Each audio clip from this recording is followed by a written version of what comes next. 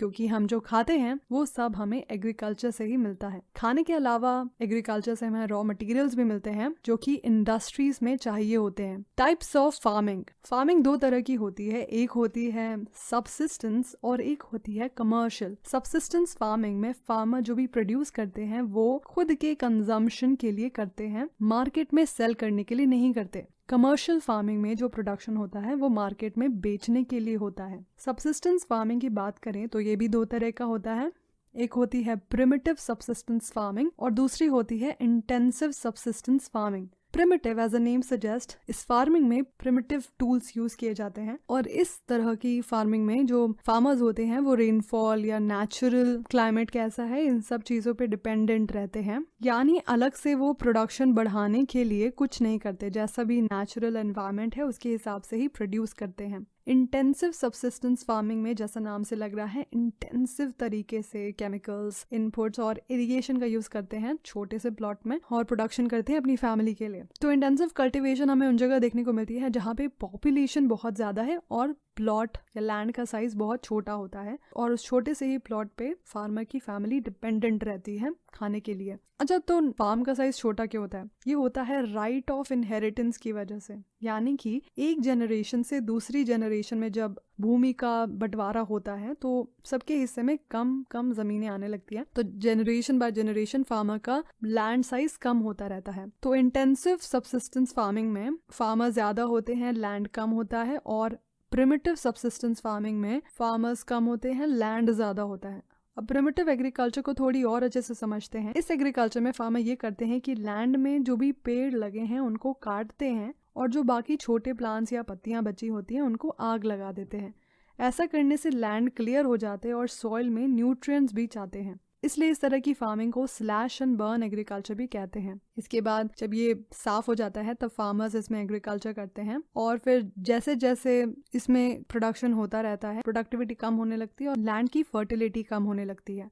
अब क्या करता है फार्मर कि उस लैंड को छोड़ देते हैं और वापस से दूसरी जगह जाता है और वहां पे फिर वापस से वही पेड़ काटते हैं और जो पत्तियां हैं उनको आग लगा देते हैं और वहां पे वापस से प्रोडक्शन करना शुरू करते हैं। ऐसा करने से जो पुराना वाला लैंड है उसकी फर्टिलिटी बेटर होने लगती है और फार्मर की प्रोडक्शन भी नए वाले प्लॉट में जाके ज्यादा हो जाती है। तो प्रिमिटिव सबसिस्टेंस फार्मिंग को शिफ्टिंग एग्रीकल्चर भी कहते हैं क्योंकि यहाँ फार्मर शिफ्ट होता रहता है। देश के अलग अलग पार्ट्स में इसको अलग अलग नाम से जाना जाता है। नॉर्थ ईस्टर्न स्टेट्स जैसे असम, मेघालय, मिजोरम, नागालैंड में इसको झूम कहते हैं, मणिपुर में पालमू, छत्तीसगढ़ के बस्तर डिस्ट्रिक्ट और अंडमान निकोबार आइलैंड में इसको दीपा कहते हैं, मध्य प्रदेश में बेबार या दहिया बोलते हैं, आंध्र प्रदेश में पोडू या पेंडा कहते हैं, ओडिशा में पामादाबी, कोमान या बरिंगा कहते हैं, वेस्टर्न घाट्स में कुमारी, साउथ ईस्ट राजस्थान में वालरे या वालतरे कहते हैं, हिमालय बेल्ट में खिल कहते हैं और झारखंड में कुरुवा कहते हैं। और ये शिफ्टिंग कल्टीवेशन केवल भारत में ही नहीं बल्कि बाहर कंट्रीज में भी होता है, जैसे मेक्सिको और सेंट्रल अमेरिका में इसको मिल्पा कहते हैं, वेनेजुएला में कोनुको, ब्राजील में रोका, सेंट्रल अफ्रीका में मसोले, इंडोनेशिया में लदांग, वियतनाम में रे कहते हैं। चलो now let's come back two types of farming and बात करते हैं कमर्शियल फार्मिंग की। इसमें फार्मर होते हैं बहुत ज्यादा सामान प्रोड्यूस करते हैं और मोस्टली इसका एम होता है बेचने के लिए और इसमें कई सारे इनपुट्स यूज करते हैं जैसे HYV seeds, chemical fertilisers, insecticides, pesticides. तो ये सब करने की वजह से बहुत ज्यादा प्रोडक्शन होता है। कमर्शियल फार्मिंग में ही आता है प्लांटेशन एग्रीकल्चर। प्लांटेशन एग्रीकल्चर में ये होता है कि एक ही क्रॉप को बड़े से एरिया में उगाया जाता है। इसको समझने के लिए हम टी का एग्जाम्पल लेते हैं। इंडिया में जो टी प्रोडक्शन होता है आसाम एंड ऑल एरियाज में, ये प्लांटेशन एग्रीकल्चर में आता है। तो इसमें कंपनीज बहुत सारा पैसा लगाती है और बहुत सारे लोग काम करते हैं इन टी गार्डन्स में जो कि बहुत ही बड़े एरिया में होता है। और जो टी इंडस्ट्रीज हैं वो भी इन्हीं एरियाज में सेटअप की जाती हैं ताकि जैसे ही टी लीव्स कलेक्ट होके आए इनका वही इंडस्ट्रीज में प्रोसेस कर दिया जाए और इन टी लीव्स को पैक वैक करके मार्केट में भेज दिया जाए। तो देखा जाए तो plantation is more like agriculture plus industry, तो ये कमर्शियल एग्रीकल्चर में आता है। इसके अलावा प्लांटेशन एग्रीकल्चर के और भी एग्जाम्पल है जैसे कॉफी, रबर, शुगर केन बनाना। इंडिया में जितनी डाइवर्सिटी लोगों में है उससे भी ज्यादा डाइवर्सिटी हमारे यहाँ क्रॉप्स की है। तो ये जितनी अलग अलग क्रॉप्स हमारे यहाँ होती है ये सब अलग अलग सीजन्स में ग्रो होती हैं। जैसे कुछ ठंड में होती हैं, कुछ गर्मी में होती हैं, कुछ मानसून में होती हैं, यानी अलग अलग क्रॉपिंग सीजन होते हैं। ये 3 तरह के होते हैं, खरीफ, रबी और जायद। खरीफ क्रॉप्स वो होती हैं जिनको पानी और धूप चाहिए होती है अच्छी। तो खरीफ क्रॉप्स को मॉनसून के आने के पहले बो दिया जाता है, यानी मई जून में बो दिया जाता है, और जब मॉनसून के जाने का टाइम होता है सितंबर अक्टूबर के महीने में, तो ये फसल काट ली जाती है। तो ये जो सारी फसल आप देख रहे हो ये सब खरीफ सीजन की फसल है। मेन जो खरीफ सीजन की फसल है वो है चावल। यू नो व्हाट, इंडिया में वर्ल्ड का लगभग 20% चावल प्रोड्यूस होता है। इंडिया सेकंड नंबर पे है चावल की प्रोडक्शन में आफ्टर चाइना। चावल को बहुत सारा पानी चाहिए होता है, इसके अलावा इसको हाई टेम्परेचर भी चाहिए होता है।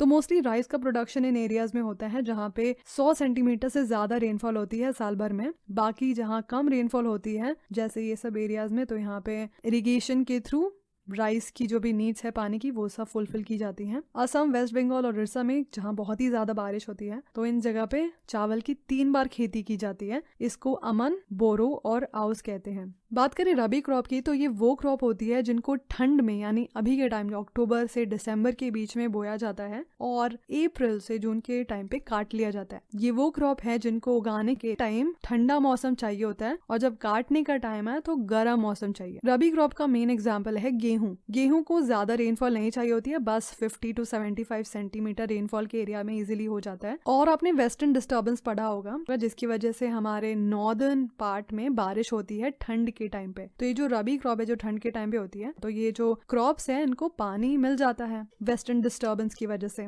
बात करें गेहूं की, जो कि एक रबी क्रॉप है, वीट 2 मेन एरियाज में होता है इंडिया में। एक है गंगा सतलज प्लेन और दूसरा है डेक्कन का ये ब्लैक सॉइल रीजन। तो रबी और खरीफ सीजन के बीच में जो थोड़ा सा सीजन होता है उसको जायद सीजन कहते हैं। इसमें वाटरमेलन, मस्कमेलन, क्यूकम्बर, वेजिटेबल्स ये सब चीजें उगाई जाती हैं। तो ये तो हमने कुछ ही क्रॉप्स की बात की, अभी हम इन सब के बारे में भी जानेंगे। मिलेट्स, मिलेट्स यानी मोटा अनाज। तो नाम है इसका मोटा अनाज, बट अगर आप इसको खाते हो तो आप मोटे नहीं बल्कि एकदम फिट हो जाओगे। इसमें आते हैं ज्वार, बाजरा, रागी और भी कई सारे होते हैं मिलेट्स। तो हम इन्हीं तीनों के बारे में बात करते हैं। ये तीनों खरीफ क्रॉप है, यानी कि ये गर्मी के टाइम पे होती है। ज्वार होता है मेनली महाराष्ट्र, कर्नाटका, आंध्र प्रदेश और मध्य प्रदेश में। बाजरा सैंडी सॉइल या फिर शैलो ब्लैक सॉइल में होता है। बाजरा मेनली होता है राजस्थान, उत्तर प्रदेश, महाराष्ट्र, गुजरात और हरियाणा में। रागी रेड, ब्लैक, सैंडी, लोमी और शैलो ब्लैक सॉइल में होता है। ये होता है कर्नाटका, तमिलनाडु, हिमाचल प्रदेश, उत्तराखंड, सिक्किम, झारखंड और अरुणाचल प्रदेश में।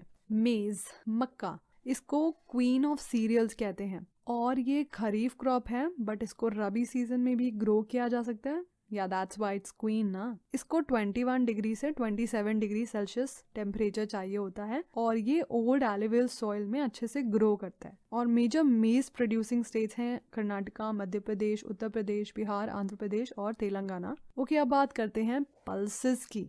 इंडिया में सबसे ज्यादा पल्स का प्रोडक्शन होता है और सबसे ज्यादा कंज्यूम भी हम ही करते हैं। प्रोटीन बहुत ही इंपॉर्टेंट होता है हमारी बॉडी के लिए और जो भी वेजिटेरियन होते हैं जैसे कि मैं हूँ, हमें अपना मेन प्रोटीन दालों से ही मिलता है। पल्सेस की बहुत सारी वैरायटी हैं जैसे तूर, उड़द, मूंग, मसूर, मटर, चना और भी कई सारे। तूर, उड़द और मूंग जो है ये होती है खरीफ क्रॉप और मसूर, मटर और चना जो है ये है रबी क्रॉप। पल्सेस काफी अच्छी हैं उगाने के लिए भी क्योंकि इनको ज्यादा पानी नहीं चाहिए होता है और इनमें से अरहर को हटा दें तो ये सारी लेग्यूमिनस क्रॉप हैं, यानी कि अगर आप इनको उगाते हो तो ये जो क्रॉप्स हैं ये सॉइल की फर्टिलिटी इंप्रूव करती हैं क्योंकि ये सॉइल में नाइट्रोजन फिक्स करती हैं। तो पल्सेस इसलिए बहुत अच्छी हैं। तो फार्मर्स मोस्टली ये करते हैं कि इसको ऑल्टरनेटिवली ग्रो करते हैं। तो पल्सेस मोस्टली ग्रो होती है मध्य प्रदेश में, राजस्थान, महाराष्ट्र, उत्तर प्रदेश और कर्नाटका में।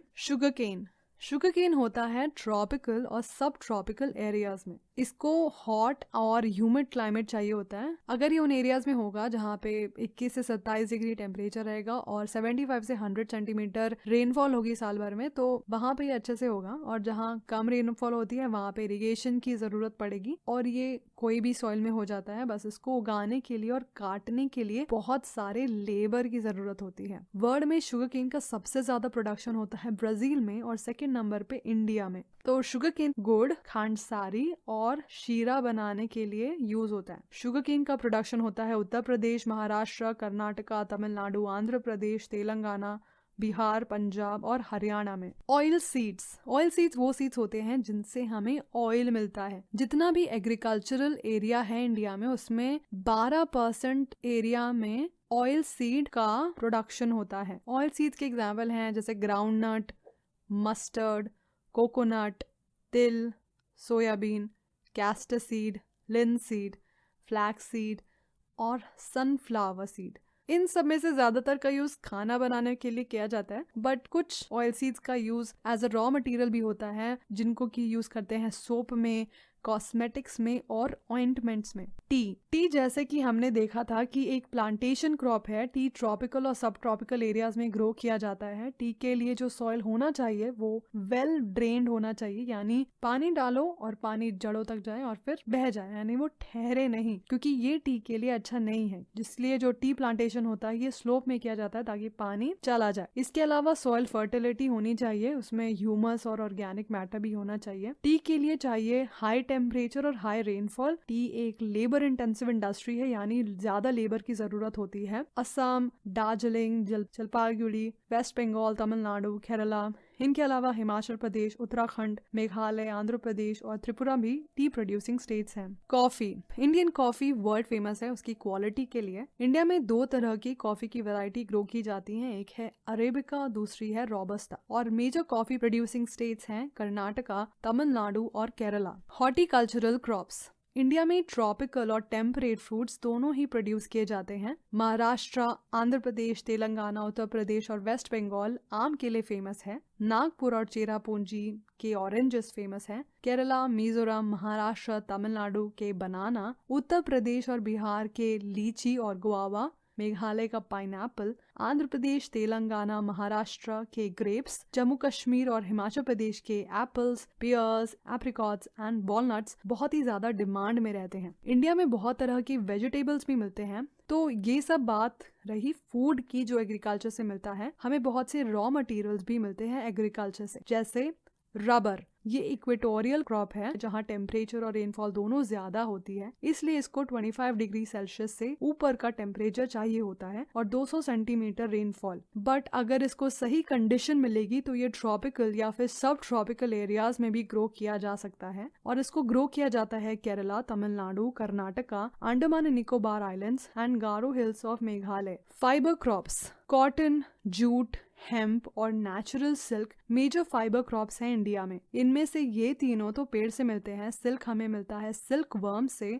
जब हम सिल्क बनाते हैं सिल्क वर्म की मदद से, इसको हम सेरीकल्चर बोलते हैं। हम जानेंगे इन दोनों के बारे में। कॉटन, इंडिया को कॉटन का ओरिजिनल होम मानते हैं। हमारे यहाँ बहुत टाइम से ही कॉटन फाइबर्स का यूज किया जा रहा है। कॉटन ब्लैक सॉइल में बहुत अच्छे से होता है, जो कि हमें इंडिया के डेक्कन पार्ट्स में मिलता है। कॉटन एक खरीफ क्रॉप है, इसको धूप ज्यादा चाहिए होती है बट इरिगेशन कम चाहिए होता है। और अगर कॉटन की अच्छी फसल चाहिए तो इंश्योर करना पड़ेगा कि 210 दिनों तक ठंडी नहीं हो। तो इसको 6 से 8 महीने चाहिए होते हैं मैच्योर होने के लिए। ये जो आप पेड़ देख रहे हो ना, ये कॉटन का ही पेड़ है। तो अभी इसमें कॉटन के फ्लावर्स हैं। ये एक फ्रूट है क्योंकि इसमें होता है सीड। अभी क्योंकि ठंड हो गई है तो इसमें अभी फ्लावर ही हुआ है। मेजर कॉटन प्रोड्यूसिंग स्टेट्स हैं महाराष्ट्र, गुजरात, मध्य प्रदेश, कर्नाटका, आंध्र प्रदेश, तेलंगाना, तमिलनाडु, पंजाब, हरियाणा और उत्तर प्रदेश। जूट का जो पेड़ होता है उसको काट के देन पानी में भिगोते हैं, देन उसमें से फाइबर निकालते हैं जिससे बहुत सी चीजें बनाने में यूज किया जाता है, जैसे Ghani bags, mats, ropes, yarn, carpet. Jute को गोल्डन फाइबर भी बोलते हैं। ये उन जगह होता है जहाँ वेल ड्रेन्ड सॉइल हो और इसको ग्रोथ के टाइम पे हाई टेम्परेचर चाहिए होता है। ये होता है वेस्ट बंगाल, बिहार, असम, ओडिशा और मेघालय में। Technological and institutional reforms, agriculture India में हजारों सालों से हो रहा है, बट अभी के टाइम पे जब हमारी पॉपुलेशन इतनी तेजी से बढ़ रही है तो हमें एग्रीकल्चर में कुछ रिफॉर्म की जरूरत है ताकि हमारे यहाँ प्रोडक्शन ज्यादा हो प्लस फार्मर का भी फायदा हो। तो ये रिफॉर्म 2 एरियाज में करना है। एक है टेक्नोलॉजिकल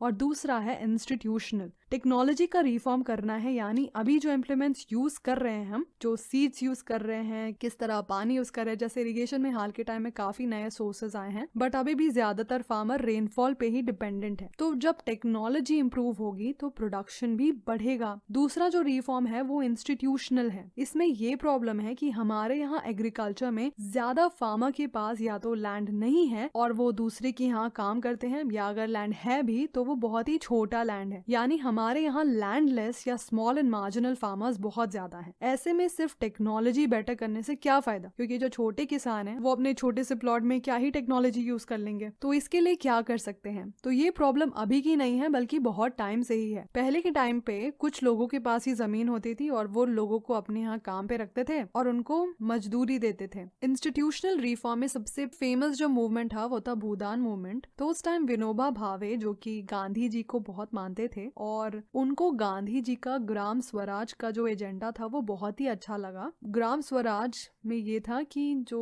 गांव हैं वो आत्मनिर्भर हो। तो विनोबा भावे जी गांधी जी के आइडियाज अलग अलग जगह स्प्रेड कर रहे थे। तो एक बार वो आंध्र प्रदेश के टाउन पोचमपल्ली में आए तो उनके पास कुछ फार्मर्स हैं, उनके पास कोई लैंड नहीं था। उन्होंने विनोबा भावे जी से बोला कि उनको लैंड चाहिए ताकि वो अपनी आर्थिक हालत सुधार पाए। अब विनोबा भावे जी इसका क्या ही कर सकते थे, तो उन्होंने बोला कि किसानों को ये बात गवर्नमेंट से बतानी चाहिए कि गवर्नमेंट किसी तरह उन सबकी सहायता कर सके। उन्हीं के बीच में से श्री रामचंद्र रेड्डी खड़े हुए और उन्होंने बोला कि वो अपना 80 एकड़ लैंड 80 लैंडलेस फार्मर्स को देंगे। ये शुरुआत हुई भूदान मूवमेंट की, यानी भूमि का दान। फिर रेड्डी जी अलग अलग जगह जाते थे और जिनके पास ज्यादा लैंड था उनसे बोलते थे कि अपना लैंड बाकियों के साथ बांटें। तो यहाँ पे क्या हुआ कि जो लोग थे खुद से ही ये जो इंस्टीट्यूशन था इसको चेंज कर रहे थे और बराबरी से लैंड बांटने के लिए रेडी थे। तो ये जो एक तरह की क्रांति है इसको ब्लडलेस रिवोल्यूशन कहते हैं। कहीं कहीं पे जो जमींदार थे, यानी वो लोग जिनके पास कई सारे गाँव थे, उन्होंने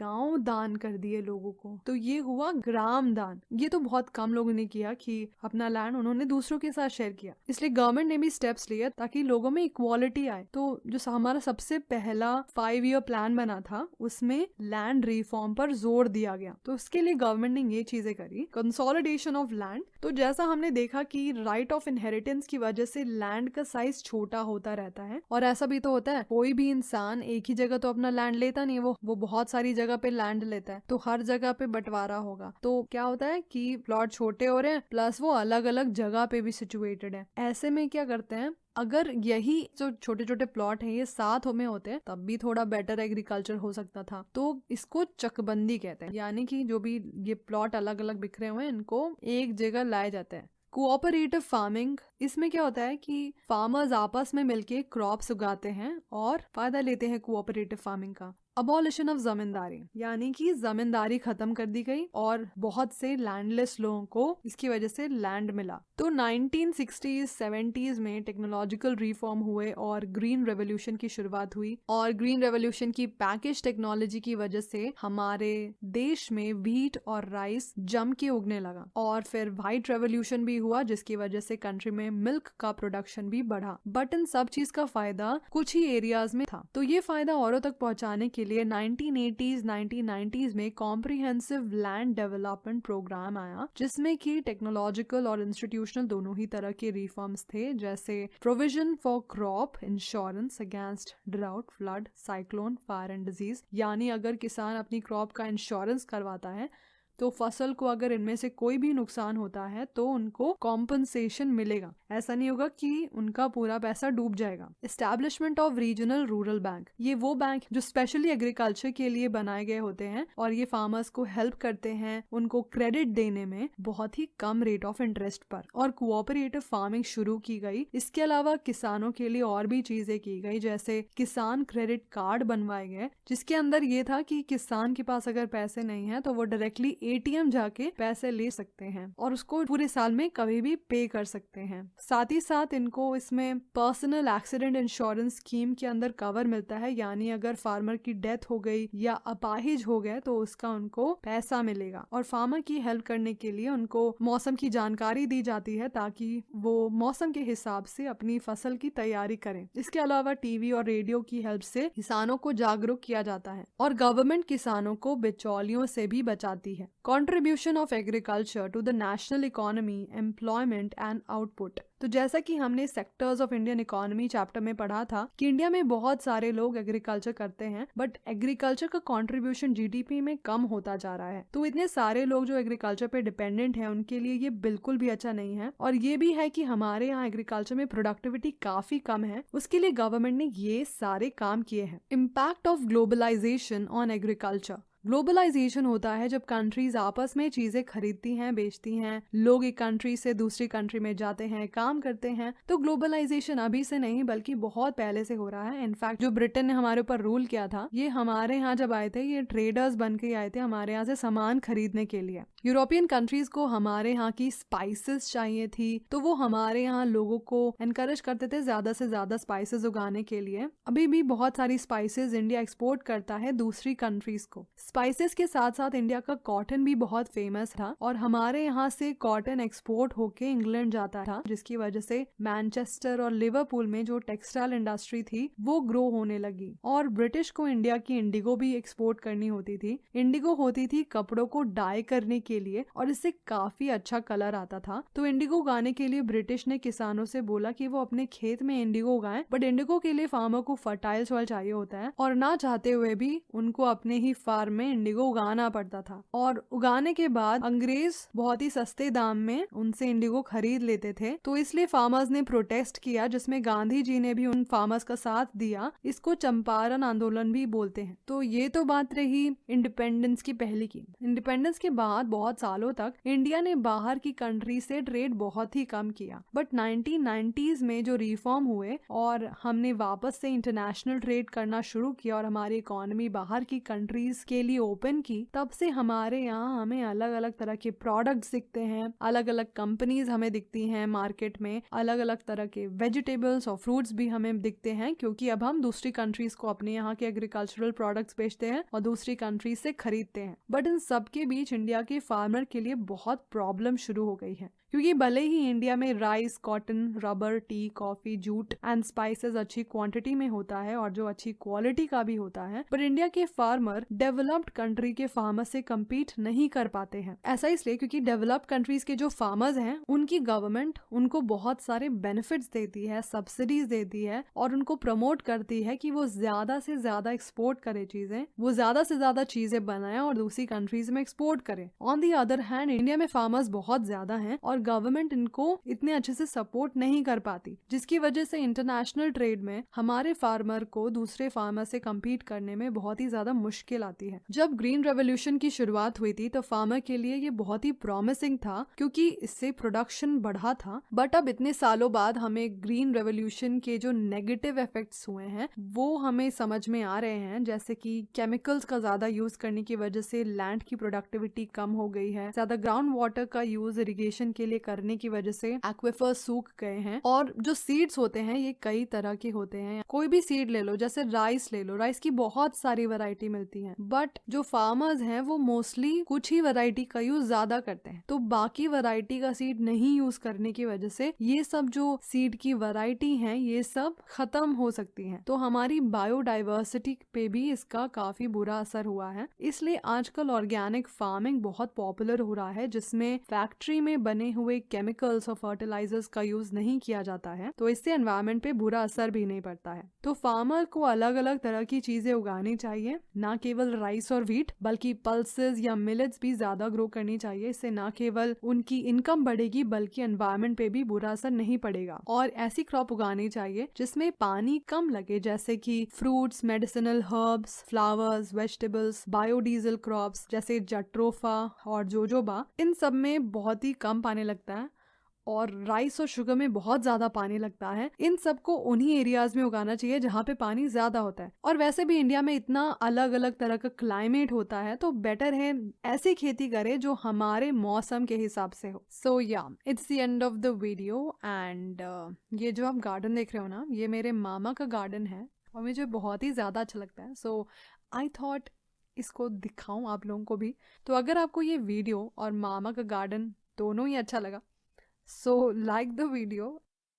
एंड आई होप आपको ये चैप्टर समझ में आया हो। All the very best for your exam and take care. Bye.